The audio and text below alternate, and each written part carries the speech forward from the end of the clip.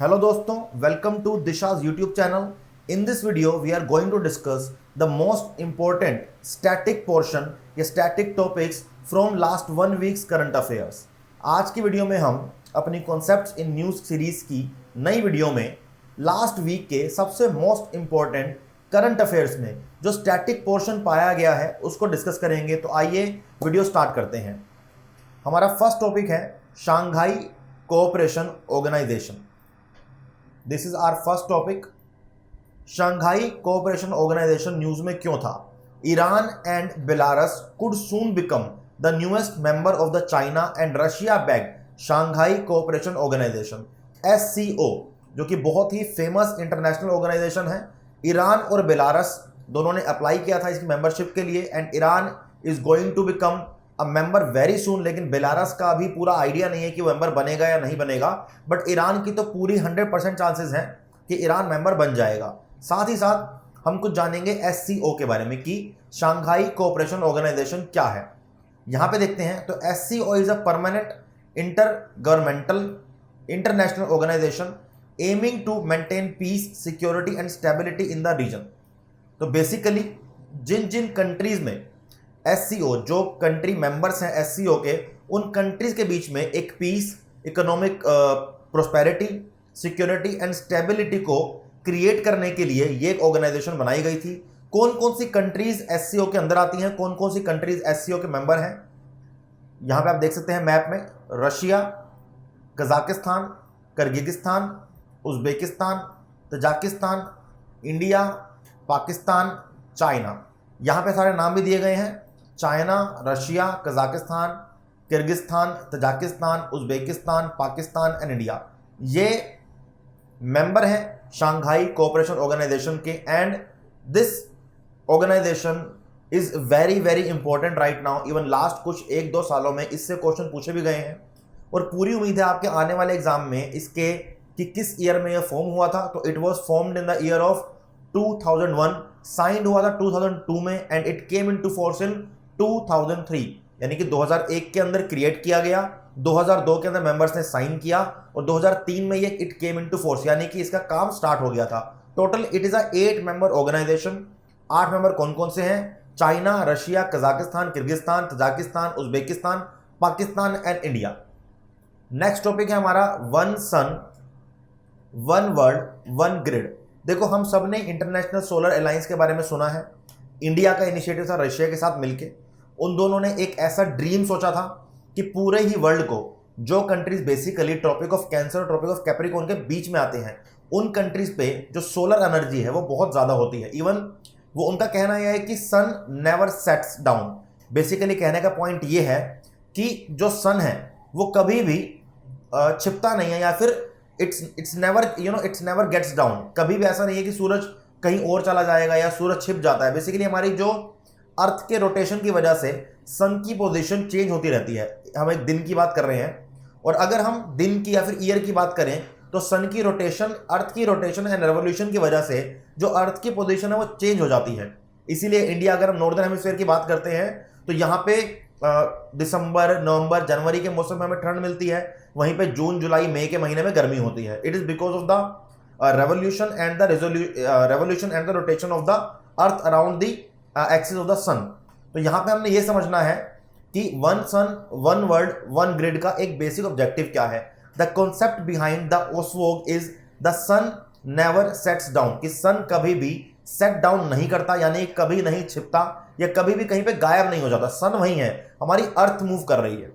अब उन्होंने ये बोला कि जो कंट्रीज ट्रॉपिक ऑफ कैंसर और ट्रॉपिक ऑफ कैप्रिकॉर्न के बीच में आती हैं, कहीं ना कहीं सन वहां पे एक जगह, सन वहां पे हमेशा होता है, कभी वहां पे रात नहीं होती, किसी ना किसी जगह सन होगा।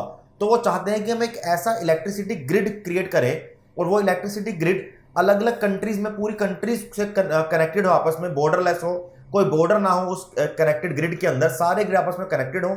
और कनेक्टेड होने के बाद कहीं ना कहीं जहां पे भी सूरज की रोशनी, सोलर एनर्जी अवेलेबल है, वहां पे वो ग्रिड सोलर एनर्जी क्रिएट करेगा और बाकी जगह पे उस ग्रिड से उसको डिस्ट्रीब्यूट करेगा। तो ये एक बेसिक आइडिया है वन सन वन वर्ल्ड और वन ग्रिड के पीछे, इंटरनेशनल सोलर अलायंस के पीछे।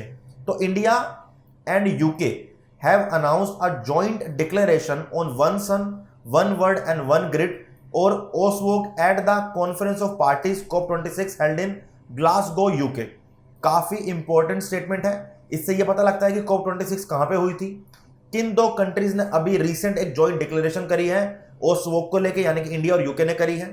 वन सन वन ग्रिड एक transactional electricity grid supplying power है ऑल ओवर द वर्ल्ड। जैसे हमने आपको समझाया अभी कि पूरे वर्ल्ड में जो बेसिकली उन कंट्री में जो ट्रॉपिक ऑफ कैप्रिकॉर्न और ट्रॉपिक ऑफ कैंसर के बीच में आती हैं, उन कंट्री से ग्रिड्स को कनेक्ट करना चाहते हैं कि पूरी कंट्रीज को आपस में कनेक्ट किया जाए सोलर सेल से, वहां पे सोलर पावर लगाई जाए, जिससे कि जहां पे भी सन अवेलेबल है, सोलर एनर्जी अवेलेबल है, वहां पे वो इलेक्ट्रिसिटी क्रिएट करके बाकी कंट्री में डिस्ट्रीब्यूट करे, जिससे कि सोलर एनर्जी का बहुत ज्यादा यूज हो सके।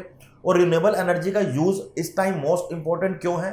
Because of the prices of fossil fuel. उसके ज्यादा क्लाइमेट चेंज, जो हमारा हीट है जो पूरी अर्थ पे इंक्रीज हो रही है due to the burning of fossil fuel, उसको चेंज करने के लिए या उससे पूरे हीट को, ग्लोबल वार्मिंग को रिड्यूस करने के लिए रिन्यूएबल एनर्जीज का यूज करना बहुत जरूरी है। चाहे वो सोलर एनर्जी हो, चाहे विंड एनर्जी हो, इसी के यूज करके हम रिन्यूएबल एनर्जी पे डिपेंडेंट हो सकते हैं और नॉन रिन्यूएबल रिसोर्सेज से जो हमारी डिपेंडेंसी है उसे कम कर सकते हैं। प्राइम मिनिस्टर मोदी ने स्टार्ट किया था 2018 में। It was first proposed by PM Modi during the first assembly of ISA in 2018।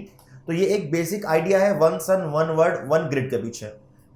और अगर आप अपने आने वाले यूपीएससी एग्जाम के लिए प्रिपेयर कर रहे हैं, if you are preparing for UPSC 2023 exam, तो दिशा एकेडमी आपके लिए लेकर आए हैं एक कॉम्प्रिहेंसिव एंड डिटेल कोर्स।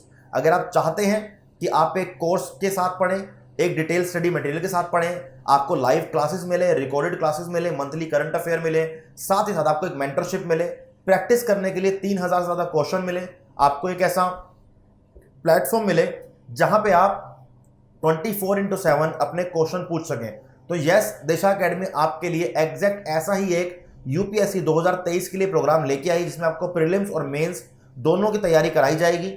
अगर आपकी दोनों में से किसी भी, एक तरफ मेंस की टेस्ट सीरीज का है, एक तरफ आईएएस 2023 का कोर्स है, आप दोनों में से किसी भी कोर्स में इंटरेस्टेड हैं, तो आप नीचे दिए गए नंबर पे फोन करके कोर्स के बारे में और जान सकते हैं। और आपको मैं एक बात और बता दूं कि ये दोनों कोर्स बहुत ही कम दामों पे, कम प्राइसेस पे अवेलेबल है, और जितनी प्रिपरेशन करने के लिए आपको रिसोर्सेज चाहिए उससे ज्यादा इन कोर्सेज में अवेलेबल आपको करवाए जा रहे हैं। नेक्स्ट हमारी न्यूज है माइनॉरिटी स्टेटस इन इंडिया। इसके थोड़ा बैकग्राउंड पे चलते हैं। बैकग्राउंड ये है कि अब क्वेश्चन ये उठा था, क्या हिंदू, जो कि एक डोमिनेटेड कास्ट है, हमारे डोमिनेटेड रिलीजन है, मैं कास्ट नहीं कहूंगा, डोमिनेटेड रिलीजन है हमारे इंडिया के अंदर, क्या हिंदू किसी स्टेट में माइनॉरिटी हो सकता है या नहीं हो सकता? अब अगर हम बात करें कि हिंदू की जो पॉपुलेशन है वो मेनली काफी स्टेट्स में, स्पेशली नॉर्थ इंडिया, हिंदू की पॉपुलेशन हर जगह पे सबसे ज्यादा है एक्सेप्ट पंजाब और कुछ हमारे नॉर्थ ईस्टर्न एरियाज। तो वहीं पे ये बात कही गई है कि देखो ऐसा लगता है लेकिन ऐसा है नहीं, ऐसे बहुत सारे स्टेट हैं जहां पे हिंदू की पॉपुलेशन माइनॉरिटी की जैसी है। जैसे हम बात करते हैं लद्दाख की, तो in Ladakh there is only 1% Hindus. If you talk about Mizoram there are only 2.75% Hindus. If you talk about Lakshadweep there are only 2 to 3% Hindus. In Jammu and Kashmir there are 4 to 5% Hindus. Nagaland में 8%, मेघालय में 11%, अरुणाचल प्रदेश में 29%, पंजाब में, जो कि हमें लगता है कि हिंदू डोमिनेटेड रीजन है लेकिन नहीं, पंजाब में 38% और मणिपुर में 41% हिंदूज हैं। तो हम ऐसा नहीं कह सकते हैं कि हिंदू हर जगह पे मेजोरिटी में है। तो अब क्वेश्चन ये उठा कि क्या कॉन्स्टिट्यूशनली हम हिंदू को किसी स्टेट में, कोई स्टेट माइनॉरिटी डिक्लेयर कर सकता है या नहीं कर सकता? तो सुप्रीम कोर्ट ने बोला कि एक रिलीजियस और लिंग्विस्टिक कम्युनिटी को माइनॉरिटी का स्टेटस देना वो स्टेट के हाथ में है। तो the minority status of religious and linguistic communities is state dependent, state by supreme court, यानी कि ये स्टेट के अंडर आता है। स्टेट डिसाइड करेगी कि किस स्टेट की एक रिलीजन को, रिलीजन बेस पे, लिंग्विस्टिक बेस पे किस कम्युनिटी को माइनॉरिटी स्टेटस देना है या नहीं देना है। पार्लियामेंट के पास ये अवेलेबल राइट्स हैं, वो किसी भी एक कम्युनिटी को माइनॉरिटी स्टेटस दे सकती हैं। पार्लियामेंट के पास under the national commission of minorities act 1992 ये पावर है कि वो सेक्शन 2C के अंडर किसी भी कम्युनिटी को माइनॉरिटी का स्टेटस प्रोवाइड कर सकते हैं। अब माइनॉरिटी क्या होता है, हमारे कॉन्स्टिट्यूशन के अंदर ऐसा कहीं भी नहीं लिखा। उन्होंने पूरा का पूरा पार्लियामेंट पे छोड़ दिया है कि पार्लियामेंट डिसाइड करेगी किस कम्युनिटी को माइनॉरिटी का स्टेटस देना है और किस कम्युनिटी को माइनॉरिटी का स्टेटस नहीं देना। हमारे देश में हिंदू, मुस्लिम, क्रिश्चियन, सिख, जैन ये सब माइनॉरिटी के अंडर आते हैं। लेटेस्ट अभी आई थिंक 2014 में 2014 के अंदर जैन्स को माइनॉरिटी का स्टेटस मिला था।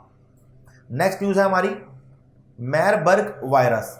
देखो, जब से कोविड-19 हुआ है, जब से जीका वायरस मिला था, तब से वायरसेस को लेके ऑल ओवर द वर्ल्ड जो एक अवेयरनेस है, जो एक अवेयरनेस नहीं, जो आपको बोलूंगा जो स्केरीनेस है, जिससे लोग डरते हैं, जो अफ्रेड हैं लोग, वो एकदम से इंक्रीज कर गया है। तो किसी भी छोटे वायरस को लेके भी अब जो पूरी ऑर्गेनाइजेशंस हैं, कंट्रीज हैं, वो बहुत ज़्यादा एकदम से ना एकदम वर्किंग कंडीशन में आ जाती हैं। एकदम उनको लगता है कि यार कुछ ऐसा ना हो कि दोबारा कोविड जैसा बड़ा कुछ आ जाए, तो एकदम से एक्शन लेने के लिए स्टार्ट हो जाती हैं, एक्टिव हो जाती हैं, अगर ऐसा कहा जाए तो एक नया वायरस पाया गया है गाना के अंदर, और गाना ने 2 केसेस रिसेंटली, सिर्फ 2 केसेस ही बताए हैं। फर्स्ट 2 केसेस आए हैं मार्बर्ग वायरस के, जो कि एक highly infectious Ebola like disease है।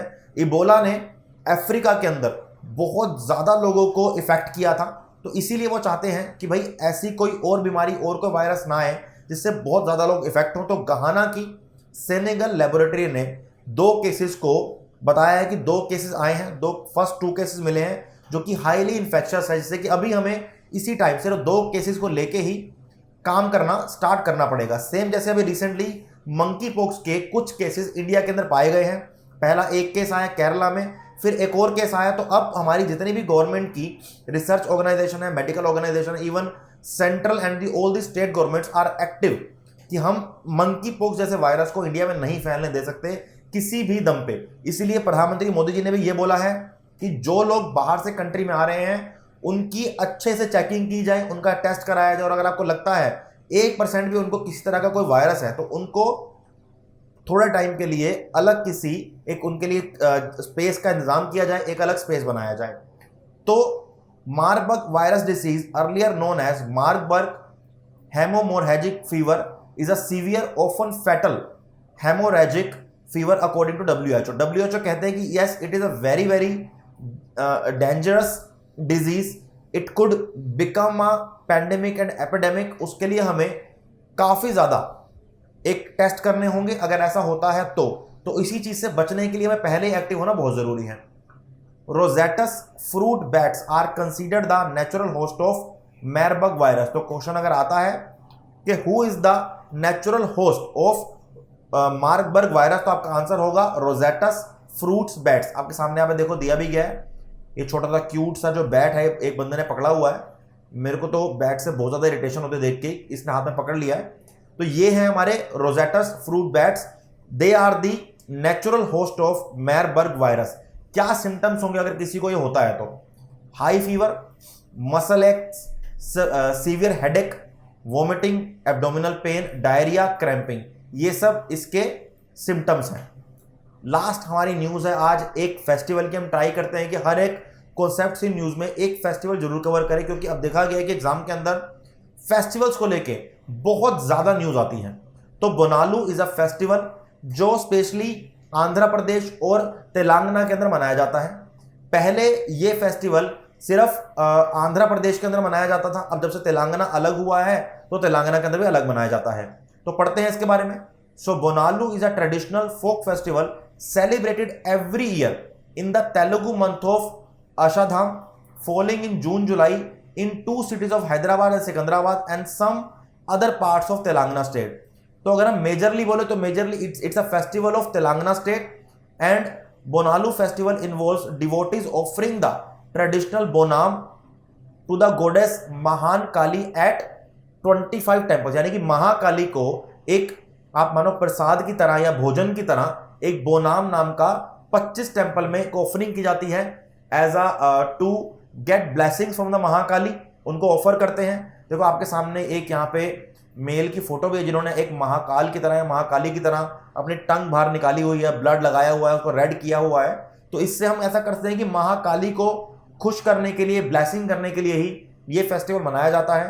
तो ऐसे फेस्टिवल आपके एग्जाम में कई बार पूछे जाते हैं, तो आप प्लीज इस फेस्टिवल को और जो भी फेस्टिवल आपके न्यूज में होंगे अगर आपको एक साल का करंट अफेयर अगर आप कवर करोगे आने वाले यूपीएससी एग्जाम के लिए या किसी भी एग्जाम के लिए कवर करोगे करंट अफेयर, तो फेस्टिवल्स को जरूर देख के जाना।